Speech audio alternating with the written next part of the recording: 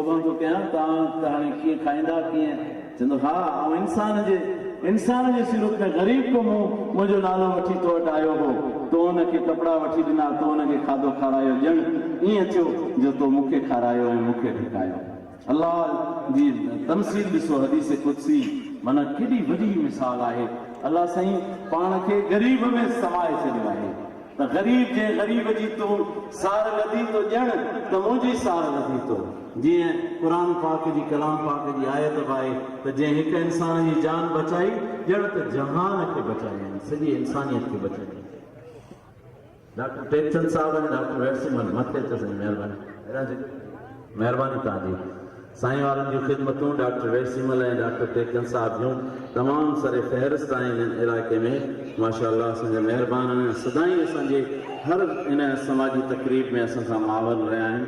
ऐं वर्कर दोस्तनि खे गुज़ारिश कंदुसि त अजरकूं खणी अचनि ऐं घोट कतार सां हिक खां वठी ईअं ईंदा वेंदा स्टेज ते ॿ चढ़ंदा उहे लही अजरक वठी वरी ऐं ईअं घोट ईंदा वञनि ऐं अजरकूं अचनि पहिरीं अजरकूं अचनि अला जल्दी खणी अचो अजरकूं शाबाश खणी अचो महिरबानी दोस्तो। इन दरमियान में ऐं दिलि चाहींदी त कुझु महिमाननि जा पाण ख़ूबसूरत ख़्याल ॿुधूं छो त हीअ मौक़ा आहिनि मोहबत जा उन में हिक ॿिए खे नसीहत जूं ॻाल्हियूं ॾाढियूं कम जूं थींदियूं आहिनि ऐं उन मां माण्हू खे वॾो लाभ मिलंदो आहे। मुंहिंजी दिलि घुरंदी त हाजी बशीर सागहनी साहिब जी ख़िदमत में निमाणी गुज़ारिश कयूं त हू तव्हां सां मुखातिब थियनि पंहिंजा ख़ूबसूरत ख़्याल तव्हां सां वंडीनि ऐं तव्हां ऐं असांजे विच में का तर्जुमानी कनि हिक ॿिए जी। तव्हांजी वॾी महिरबानी तव्हांजे भरपूर आजिया में मोहब्बतनि में ऐं इल्तिजा था कयूं मोहतरम हाजी बशीर सागहनी साहिब जी ख़िदमत में त हू तव्हां सां मुखातिब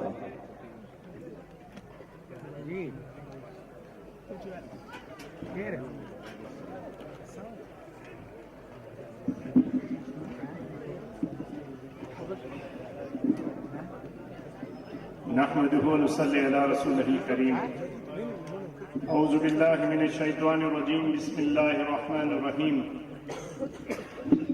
इन्नल्लाह अश्तरा मिनल मुमिनीना अनफुसहुम व अमवालहुम बिअन्ना लहुमुल जन्नह। अल्लाह करीम कुरान करीम में फरमाए तो मां मोमिन जी जान ऐं माल जन्नत के बदले में खरीद कई आहे। मुझो कोहिस्तान से हिकिड़ी निस्बत आहे जेॾीमहिल शेख अब्दुल्ला कोहिस्तानी अनमेरिड हो ओस ताईं मुझो अचण पियो बुला खान में ऐं बुला खान में मूंखे अहिड़ो लॻियो जहिड़ी मुंहिंजी मां आहे ही धरती मुंहिंजी मां आहे। मूंखे अहिड़ो लॻियो मां जेॾीमहिल हेॾा मस्जिद बाबुर अहमद जी बुनियाद लाइ आयोसीं होस्ता खणी अॼु ताईं घटि मां घटि ॿी 22 साल जो सफ़र मुंहिंजो हेॾा बुला खान जो आहे। नूरियाबाद ते असां पहिरियों प्रोग्राम कई हुई जिन्हनि में चमन न्याणी ऐं न्याणियुनि जी शादीअ जो प्रोग्राम थियो। मलिक असद सिकंदर साहब असांजो चीफ गेस्ट हो। 5 मई सन 2003 मूंखे यादि आहे हू ॾींहुं बि मूंखे यादि आहे। अॼु माशाअल्लाह शेख अब्दुल्ला तव्हां सां गॾु वेही करी अॼु घटि मां घटि 2400 या 2500 न्याणियुनि ऐं न्याणियुनि जी शादी थियूं आहिनि। मूंखे इलाही तमामु त ख़ुशी थी।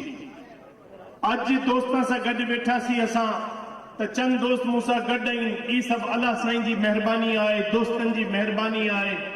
अॼु हू आईंदा प्रोग्राम इंशाअल्लाह शाबान जे 5 या 7 ॾींहं ते तारीख़ ते थींदी इंशाअल्लाह 100 बच्चनि जी शादी जो ॿियो ऐलान करण जो मूंखे ऑर्डर मिलियो।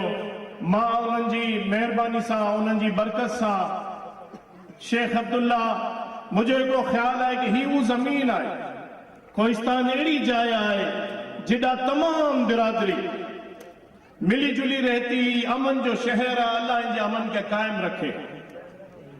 दोस्तो असांजा दोस्त जेॾीमहिल आया आहिनि हेॾा मुलखान में अची ख़ुशि थींदा आहिनि। हिननि खे अजीब सुकून ऐं माहौल आहे। ॿी सची ॻाल्हि त इहा आहे ग़रीबी ऐं अमीरी सभु अल्लाह जी तक़सीम आहे।